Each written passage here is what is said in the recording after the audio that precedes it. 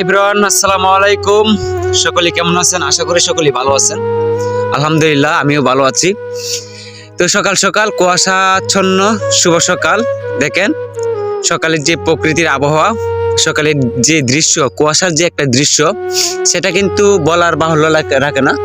তো যে কুয়াশাচ্ছন্ন যে দিনের আবহাওয়া বা পরিবেশ, সেটা আসলেই মনোমুগ্ধকর। কি বলবো, সত্যি নিজের কাছে অনেক ভালো লাগতেছে। তাই ভাবলাম যে একটা ক্যামেরা বন্দি করে ভিডিওটা রাখি, স্মৃতি হিসেবে মোবাইলে থাকবে, ফেসবুকে থাকবে, সকল বন্ধুদের মাঝে থাকবে।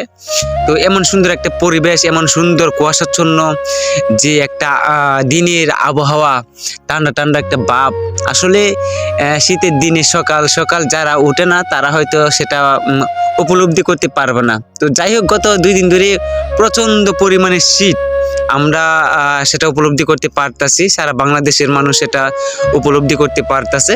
যারা যারা প্রতিদিন যে প্রকৃতির যে প্রতিদিন যারা যারা নিউজ দেখে, নিউজ আবহাওয়ার খবরগুলো রাখে, তারা হয়তো বুঝতেই পারতেছে যে 64 জেলায় কিন্তু এখন, বাংলাদেশের 64 জেলায় প্রচুর পরিমাণে শীত, ঠান্ডা।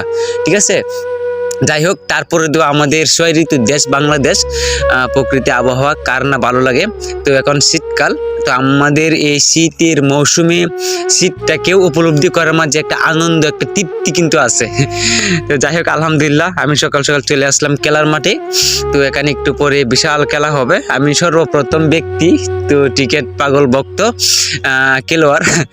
যাই হোক, আমি টিকিট খেলাকে ভালোবাসি, যে কারণে সকাল সকাল সবার আগে আমি চলে আসলাম মাঠে। এখন পর্যন্ত কোনো প্লেয়ার আসে নাই, তারপরও আশাবাদী একটু কিছুক্ষণ পরেই কিন্তু সবাই চলে আসবে। বিশাল খেলা, আজকে 3-4টা খেলা হবে। ফার্স্ট খেলা হয়তো আমাদের খেলাটা হবে। যাই হোক, খেলা খেলবো, আনন্দ করব। শুক্রবার, তারপরে জুম্বার নামাজ পড়বো, আল্লাহর কাছে দোয়া চাইবো যেন আগামী দিনগুলো যেন ভালো হয়। আজকে বছরের শেষ জুম্বা। যাই হোক, সকলের প্রতি দোয়া ভালোবাসা রেখে আমি আমার এই ভিডিওটা এখানে শেষ করলাম। ধন্যবাদ।